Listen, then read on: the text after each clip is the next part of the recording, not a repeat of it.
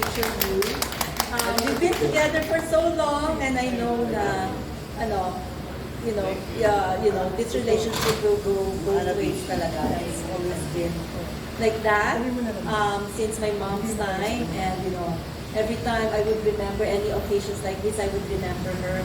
And nakakamiss talaga. So anywhere I go, nakakamiss because I always remember her. And yung legacy naman na iwan niya sa amin is really to continue this business and to really help each other out in this entertainment industry. Supportahan natin, ha? Pero, alam mo, Miss Rose, alam maganda, hindi lang ikaw yung mahal ng press. Kahit si Kit ngayon, napansin mo, sobrang mahal, di ba? Kahit kami, nasa Singapore, talagang in-interview din namin siya, kanina namin siya, di ba?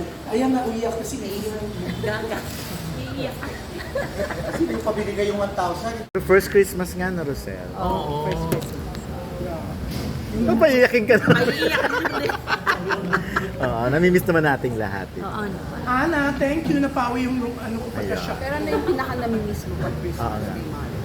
And lahat. Nako, and my dad. Lahat talaga. Everything. Kasi, of course, to your parents, you cannot be who you are if you're without them, di ba? Plus, lahat na lang ng memories na ma-attendan mo anywhere you go. Yes. Especially pag showbiz, you remember mother.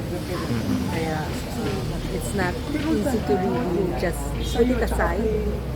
Normal naman siguro yan. Ano? Ana Celeste. Pamaindan. Ana. Especially this is the first. Yun nga eh. Yeah. Like mommy and daddy. Yes.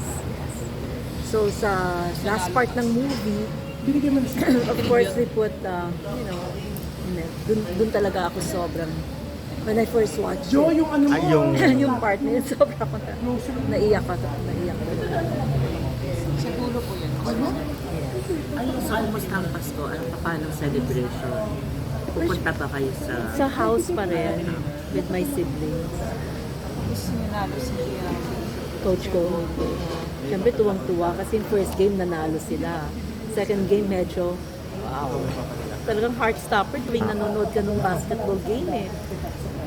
Sobrang stress. So, totoo. Lumalabas talaga lahat ng ko. Nawalan na ako ng boses sa second game. Natalo sila 1 point. Sabi ko, naku, Golden, kailangan mong just focus. Do what you have to do. And I believe in you. Just do it kasi kaya mo yan. So, nanalo naman siya kagabi. It was a very close fight. Grabe. Kaya hindi nga sila makataas ng points both teams eh. Kasi nagbabantayan talaga sila. Pero naabutan mo pa yung game. Dun sa After, 7 minutes. 7 minutes talagang pa. Pero yan yung 7 minutes na Yun yung crucial. nag-tie. Ganun na. Yung crucial. Ang galing.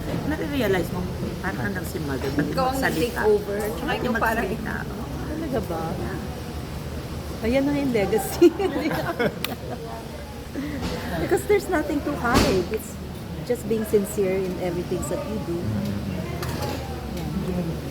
Like ngayon, Miss Rosel, ano parang may miss mo ngayon? Like ngayon kasi talagang MMFF and everything. Oo nga. Kasi si mom, Very active my si mom is Mom. very hands-on. Diba? Parang morning pa lang tatawag niya. Tapos, she would, boy, si ganun, huwag mong kalimutan. Hindi siya yung nag-i-instruct ng what to do dun sa premiere night.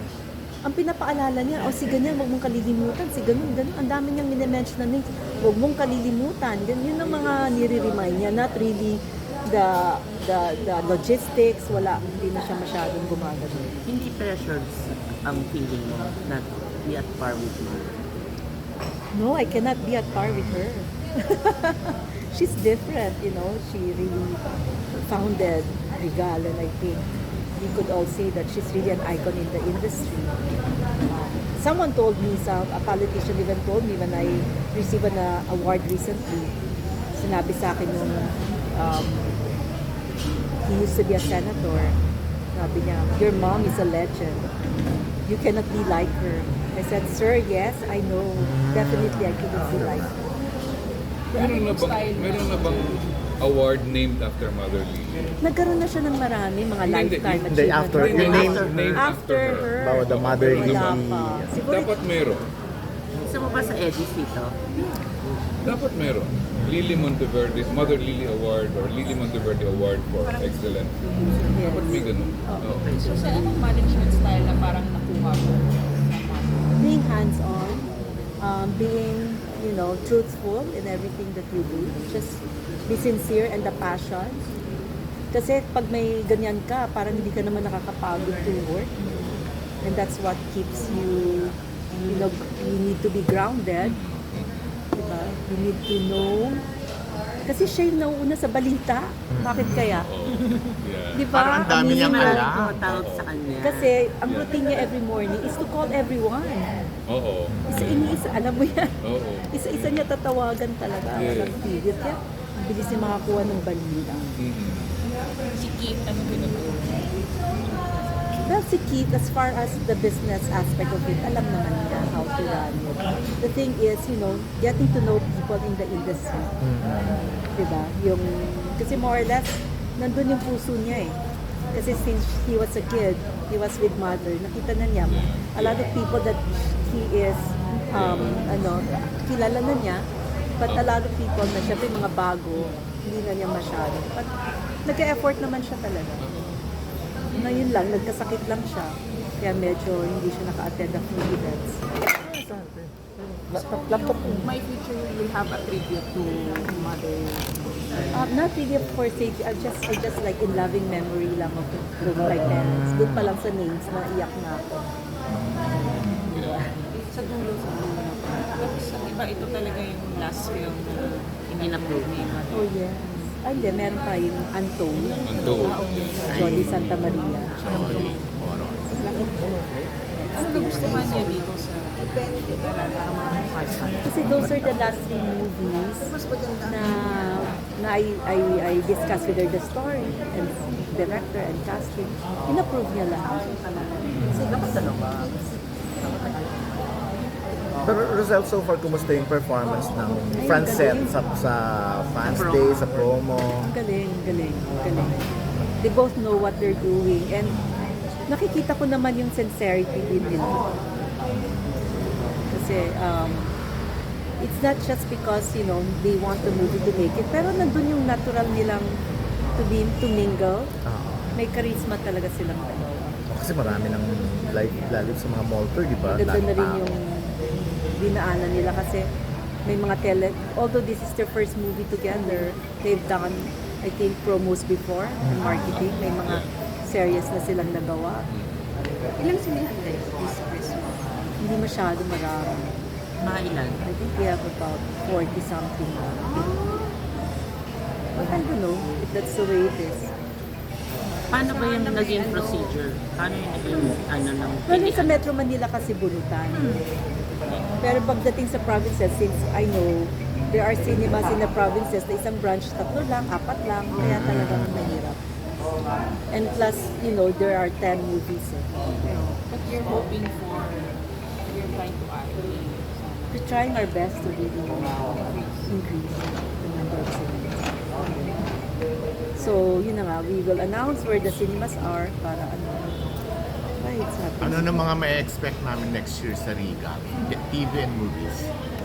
We're working on series. I wouldn't say pa what they are, but we're working on 2. And then plus, we're working on, iniisip na rin namin yung film festival for next year. Plus those important dates that we wanna work on. Siguro a total of about 45 movies next year. Series or movie? Pag-usapan pa namin kasi I'm gonna have a meeting next week again. Is it true na you're tapping baby Ruth Villar? For a docu, yes. Because he does. Well, I brought it up with them. Wala pa namang succeeding talks about it. So, docu, May docu, kasi iba yung docu, iba rin yung film. Kaya nga, Kasi pag Sa docu, dalawa. hindi ko yung focus sa interview. Film na hindi na series. Or film series. Marami nagkaka-interest. Diba mga luputi? Kasi yan. pwede rin yan, pwede rin ganun. Ay, kung sino ba tumatawag, importante ba? Si Bridget. so yung nag-iisip na kayo for For next year's Ito mo emergency. Yes! Hindi ba emergency? Sige. Yan. Mr. Sal, you still had the producers. Yes. Yung Producers Guild. Yes. Producers Guild of the Philippines. Well, Kasi may meeting kayo with FM. yeah. Ano naman? Iba yung sinigang. Iba pa yung sinigang. Hindi. Sinigang, no, part ng Representative. board ng board of directors. For the Producers Guild, chairman. Si, ang president? Si Percy Intalan. So yung mga napag-uusapan is to really bring Philippine cinema to the global market. Yun talaga yun. Through, I really don't know through how, but it's spearheaded by our First Lady. Yung siguro the market, siguro it will be more... Yeah, kaya nga FDCP ngayon parang they have, I think they're funded well already kasi they give grants already and we're part of the few ones that got grant from FDCP dun sa Create PH nila. Pero kumusta yung kagabi, yung konsyerto? Anong feeling mo na may mga effort ang Malacanang? Masaya, syempre, kasi at least pag walang ganyan, parang hindi naman papansinin ng iba, di ba? So it's really nice na nagkaroon siya ng ganun. Parang nagkakaroon siya ng, I'm not gonna say, pangit na word yung awakening pero parang hey, it gives a lot of significance sa industry natin. Kaya lang parang hindi pumunta yung iba dahil mga kakampi. Yan ang hindi na natin. Yeah. Oo. For us naman producers, I think that wala naman tong which political party, but as long as anyone could really help the industry, would be great. Next sila Vice na, di ba? Sila Vice. Ganun ba nagpunta sila? Yes. Si Pepe Yung mga Chocno. nag-campaign for Oo. pero nandun sila kagabi. At okay naman, wala. So everyone's excited naman. Pero yung government can support it sa movie industry, sa industry. Yeah, they are through FDCP. Okay na. Thank you. And see you later. See you later.